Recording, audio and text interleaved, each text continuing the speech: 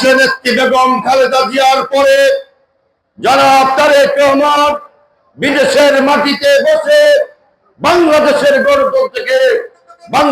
গণতন্ত্রের ঝান্ডা উড্ডীন করার জন্য দিন রাত পরিশ্রম করে দীর্ঘ 1 যুগের বেশি তিনি লাগাতার ভাবে স্বৈরাচার বিরোধী আন্দোলনের নেতৃত্ব দিয়ে বাংলাদেশের আজকে ছাত্র গণ অভ্যুত্থানের এই ঐতিহাসিক প্রেক্ষাপট তিনি তৈরি করেছেন।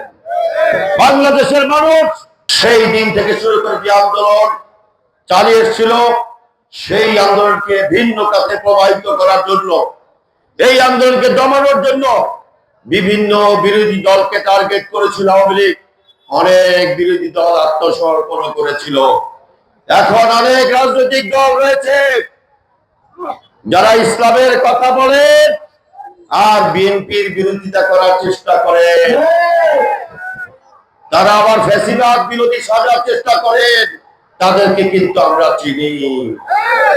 তারা কিন্তু আওয়ামী লীগের নির্বাচনে অংশগ্রহণ করেছিল। তারা আওয়ামী লীগের নির্বাচনে অংশগ্রহণ করে আওয়ামী লীগের ক্ষমতাকে দীর্ঘায়িত করার জন্য কাজ করেছে। এই ফ্যাসিবাদ বাংলাদেশে এতদিন পর্যন্ত টিকে থাকার জন্য যে কয়টি কারণ ছিল, এই ইসলামের নামে ধর্ম ব্যবসায়ীরা আওয়ামী লীগের নির্বাচনে অংশগ্রহণ করে আওয়ামী লীগকে সহযোগিতা করেছে। আরেকটি ইসলামী দল রয়েছে, সেই দল প্রথম থেকে বিএনপির সঙ্গে আন্দোলন সংগ্রামে ছিল, কিন্তু আওয়ামী লীগের জুলুম নির্যাতনের কাছে তারা আত্মসমর্পণ করে তারা গত 8টি বছর নীরব ভূমিকা পালন করেছে। মাঠে শুধুমাত্র বিএনপি নেতা কর্মীরা মার খেয়েছে, মাঠে ছাত্র দলের নেতা কর্মীরা মার খেয়েছে, মাঠে যুব দলের নেতা কর্মীরা মার খেয়েছে, জেলে গিয়েছে বিএনপি নেতা কর্মীরা, ছাত্র দলের নেতা কর্মীরা।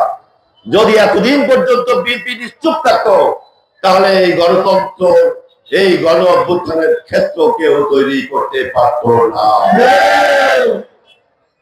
ওই ইসলামী দলগুলো এখন পরিকল্পিতভাবে তারেক রহমানের বিরুদ্ধে অপপ্রচার করছে, পরিকল্পিতভাবে বিএনপির বিরুদ্ধে কথা বলছে। তারা ফ্যাসিবাদ বিরোধী উচ্চারণ করে, যারা বিএনপির বিরুদ্ধে কথা বলে, যারা তারেক রহমানের বিরুদ্ধে কটূক্তিমূলক কথা বলে, তারা ফ্যাসিবাদকে দীর্ঘদিন যাবৎ লালিত করেছে, লালায়ন করেছে। আপনারা যদি গণতন্ত্রের পক্ষের শক্তি হয়ে থাকেন, তাহলে নির্বাচনের পথে আসুন।